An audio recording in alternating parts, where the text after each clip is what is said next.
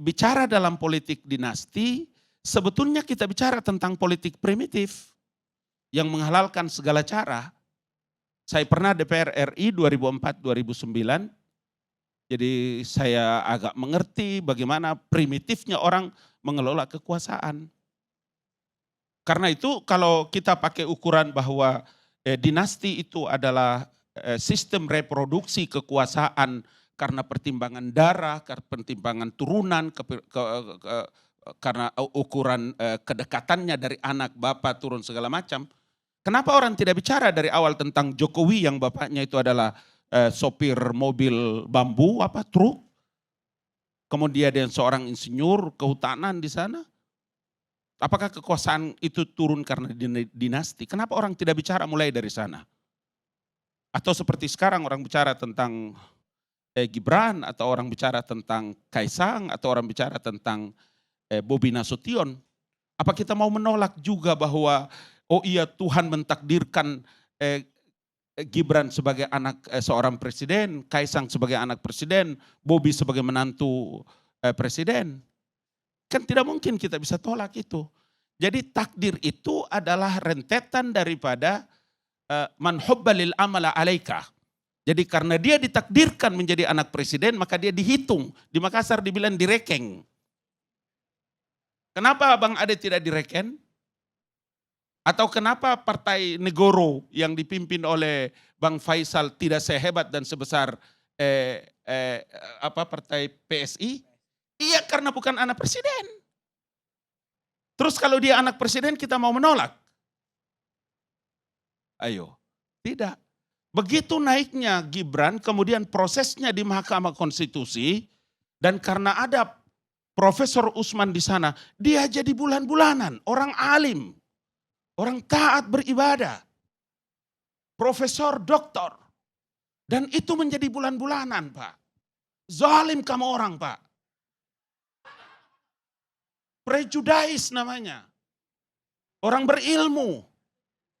Emang dia sendiri nih yang menentukan. 9 orang, Pak. Begitu gobloknya kita dalam memberikan penilaian kepada manusia-manusia alim yang soleh itu. Lama tidak bicara di LC, jadi saya harus gas lebih awal dulu. Sekaligus membayar utang, jangan sampai Dato marah-marah sama saya. Jadi saya mau bilang Bapak, kita kebetulan saja belum berkuasa kawan. Please, pakai nurani Pak. Kalau kita berkuasa, subhanallah. Berapa banyak kawan-kawan itu yang datang ke KSP. Ngapain? Bertemu sama saya. Yang hari-hari bertabrakan sama saya. Hari-hari caci maki. Tapi saya harus bicara. Saya tahu ini anak baik, bapaknya saja yang salah jalan. Karena anaknya sekolah di sekolah kami sekolah dari Institut Agama Islam. Saya tamat dari Universitas Indonesia, bapak dua ini punya sekolah. Saya S1, saya S2, sampai dari State University.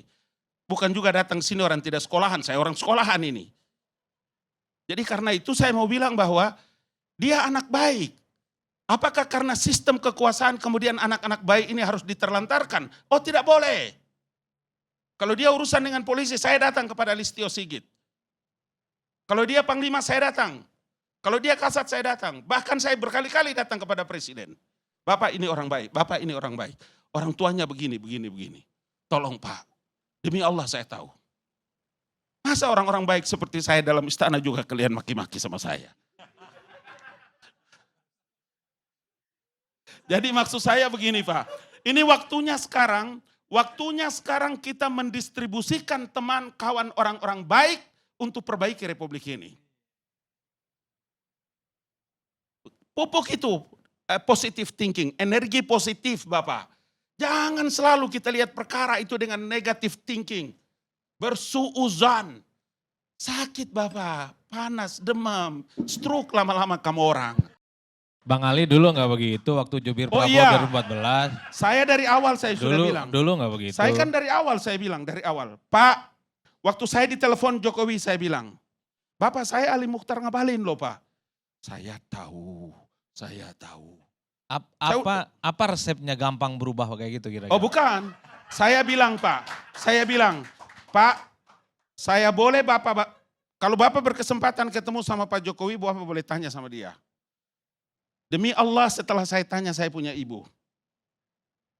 Kata ibuku, bapakmu berpesan karena dia berdarah-darah dan berair mata di timur-timur sebagai anak tentara. Dan kau tidak jadi tentara. Nyawamu saya persilahkan untuk mengurus republik ini. Itulah yang membuat saya datang ini.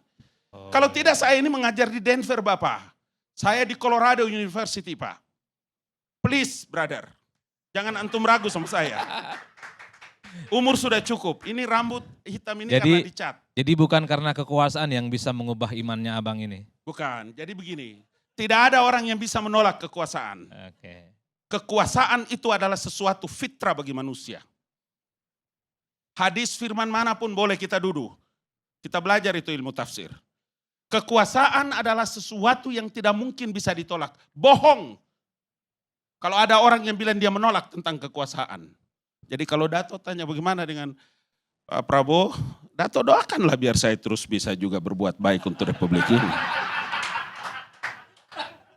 Kenapa? Ada apa yang salah? Manusia itu adalah diutus oleh Tuhan karena dia punya dua sifat. Ada sifat kebinatangan dan ada sifat kemalaikatan. Kita pakai sifat kemalaikatan untuk mengumpulkan orang-orang baik. Sisa waktu yang ada dan pemerintahan yang baru ini kita mesti berbuat baik. Agar bisa menyiapkan satu pemerintahan yang baik dan orang-orang yang hebat. Agar kebiasaan korupsi dengan mengkapitalisasikan pangkat dan jabatannya tidak terjadi lagi. Karena saya khawatir Bang Ade. Kalau semua kita kemudian menggunakan narasi-narasi prejudais. Narasi-narasi intimidasi. Menghujat, mencaci maki. Bukan di tempat ini, bukan bapak-bapak saya maksud. Ini tempat lain. Karena kalau bapak baca Instagram, bapak baca Twitter, seluruh binatang di kebun binatang sudah ada namaku di sana. Melekat dengan diriku. Tapi saya selalu percaya bahwa ada energi positif dalam diri saya. Dan susahnya itu kalau orang bersama-sama dengan Jokowi. Luar biasa Bang Ade ini.